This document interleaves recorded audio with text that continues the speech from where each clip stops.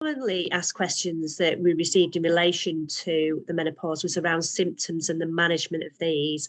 So collectively, the women have kind of asked things like, how can I distinguish what are menopausal, postmenopausal symptoms from potential symptoms related to the cancer or treatment? Can your hormone levels fluctuate even after the menopause? Good one here. How long do night sweats continue? And recommendations for dry skin. So we know obviously to keep our skin and our cells hydrated, to drink plenty of water, but is there anything else that you can do to help with this? And balancing the emotions and the symptoms alongside working, parenting. When a lot of our families, our women are younger, going through the menopause due to, you know, the circumstances of surgery, chemotherapy, etc. And there's not much advice or support out there for younger women trying to cope with the hot flushes, the loss of the libido, the mood swings, tearfulness, bloating, you know, everything. And you know, they're looking for that support as younger women. Is there anything out there? Thank you. So if we sort of divide it into, again, the symptoms, traditionally menopause was thought to be hot flushes. And I think as healthcare professionals, a lot of the time that's all we're looking out for. And what we know is that the psychological symptoms often will present earlier. And although the hot flushes can be really disruptive, the majority of women that we speak to could probably cope with the hot flushes. It's the psychological symptoms that floor them. And again, if we look at what the menopause is, so the natural menopause is just one day. It's one day, a year and a day after your periods stop. And what that means is, again, that your ovaries aren't releasing eggs any longer. Now, we know that many women who have had those treatments that you mentioned will be thrown into a much more sudden menopause. That might be temporary, it might be permanent. When you look at the way that estrogen behaves in the body, it is in all of our cells. So this is why the symptoms can be so widespread and can seem quite weird and wonderful. But when you start to consider that estrogen is everywhere, it then starts to link as to why you're getting these collection of symptoms. So one of the most sensible things is to sort of start with one of the symptom trackers. So there's an app called Balance, which is free, and that's been designed by Louise Newson, the menopause doctor. And that's a really good place to start because it's got a symptom checker questionnaire in, and you can personalize it and you can start to sort of track your symptoms, become aware of the symptoms. There is another, if you go to the Menopause Doctor website and type questionnaire, it brings up a questionnaire with the commonest symptoms. So these can range, as you said, from things like estrogen is in our brains, so it can cause, and it affects the limbic system and the neurotransmitter levels. So this is where things like anxiety, low mood, irritability, there's something called the rage, which many women experience as quite intense anger, which can be really unsettling. It affects skin, so things like dry eyes, you can get receding gums, burning mouth, dry skin.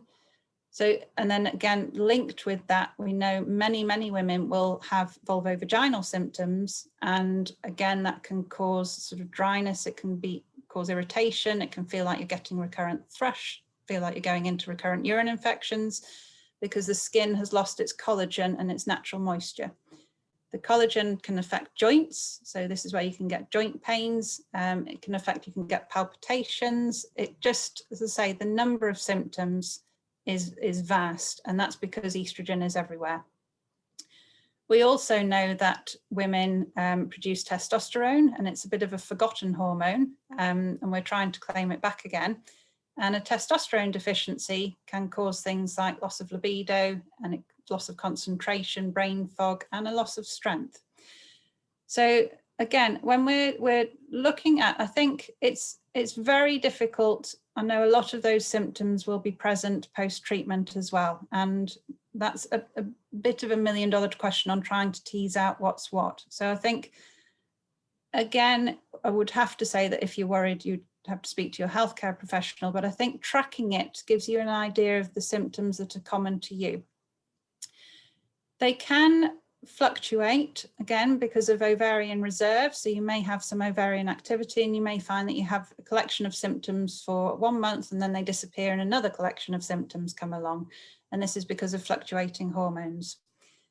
We know that the average length of natural perimenopause is about 7 years, but some women can continue to have symptoms, including the hot sweats. So those can go on for longer. If we specifically, again, it's identifying the symptoms. A lot of women can have HRT post-cancer treatment. And with that, what we have to look at is whether the cancer was hormone dependent. So we'll come on to that in the third section.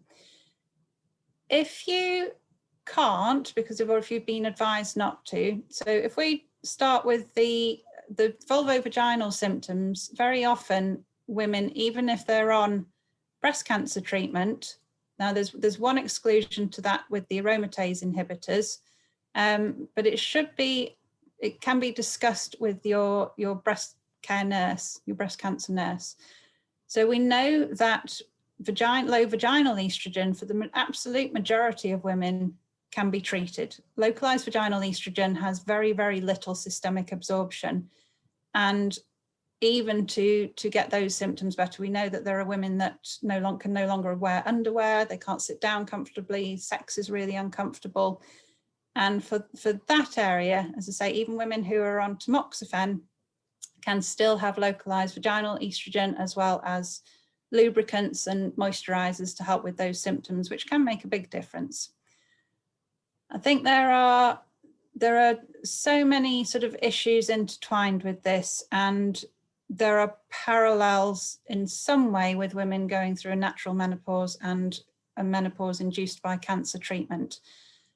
We see a lot of women that are uncertain of their body, of who they are, of who they've become, of where they are, where they're going. And that can be a really tricky transition to try and manage, and obviously extra so if you've had cancer treatment, which you were never expecting. And then you've been given the menopause on top of this. And I think a lot of the time when women have been through cancer treatment, there's almost an expectation that, well, the cancer has been treated, so I should be feeling happy and content. And the menopause isn't often addressed. I think it's the big focus, and there's lots of sort of energy around the cancer treatment and not so much energy around the menopause. And I think women often don't want to raise it for fear of almost seeming ungrateful. But I think it's, again, and this, I think, reading around the resources and looking at other women's experiences, the menopausal symptoms themselves can have such a huge impact on life. And this is why we're really keen that this is all taken much more seriously and recognised and discussed at the time of these treatments, because we know very often things like fertility are discussed, but menopause isn't discussed. And I think it's, again, what we are really hope will start to come together is that this is discussed along with your post sort of treatment counselling. So again, I think with symptoms, it takes a long time. There's a big transition in menopause, and it's sort of, who am I becoming? Who am I going to, what does this mean for me? And a lot of this is tied in with the anxiety that we talked about. There's a psychologist who specifically looks at menopause, and she has a lot of online guides for the anxiety and about, to some extent, just sort of sitting with the new you and sitting with the symptoms, the psychological symptoms, and then how to sort of manage them and progress further.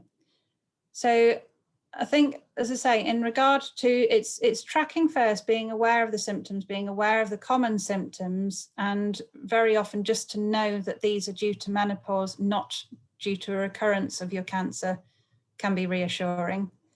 And then it's, again, I think a lot of these women should be seen by a menopause specialist, because we know that a lot of women that may think they can't have HRT probably can. Okay. I'll just have a quick look down the, so the hormone fluctuations, yes, as I've said, you can still get fluctuations postmenopausally, and you can get the symptoms postmenopausally.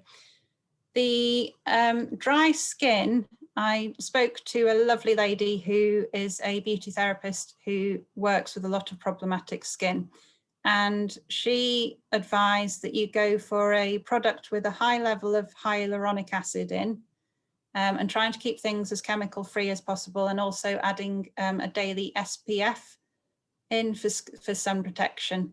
So again, I'll contact her and see if she will do see if possibly she will do a separate little piece on this, because I think it would be very useful. She's lovely. Just going down, I think with the emotions and symptoms in younger women, what we're really trying to do, and again, I think social media is helping a lot with this, is what we've noticed is the sort of 45 and above voice is getting very strong now, and there are lots of connections. And what we're looking for is the younger voice to come through, and it is starting to happen. And I think if you follow people like the Menopause Doctor on social media, you will see there are lots of younger women coming through, and what we'd love is for that voice to become stronger. There's some brilliant support on social media, and I think, as I say, it is growing, and people are sort of reaching out and connecting with each other, which is absolutely brilliant. There's also a menopause support Facebook group, which is a closed group, which has several thousand members, and that can be really helpful. I think it's, again, finding someone who's lived through your type of menopause is and even just chatting about symptoms, because they can be really quite frightening and quite unnerving, and even sort of collecting menopause buddies where you can sort of just check. It's a bit like a virtual sort of cup of tea and a chocolate biscuit. It's just, I'm just checking in today. How are you doing? And I think, again, with the groups, it's not even necessarily having to engage. You can just see other people's experiences. And a lot of women will write that on the Balance app as well. And again, it's just that sense of, especially when we're all in lockdown and isolation, there's a sense that there is a network out there of coming together and understanding this. And I think that in itself can be really helpful. And as I say, I'll link to Becky Quick's post. She's the menopause psychologist who has some really good tips. And it's, again, it's about sort of grounding and connecting, which is even more important after a cancer diagnosis. It's sort of, again, sitting with it and not being frightened by it. I think that's a really good point to finish on, because that's in essence how the Mummy Star Forum has come together, and you know how these sessions have actually been suggested because of that, you know, that shared experience of these women. So thank you very much for that. I'll stop recording there.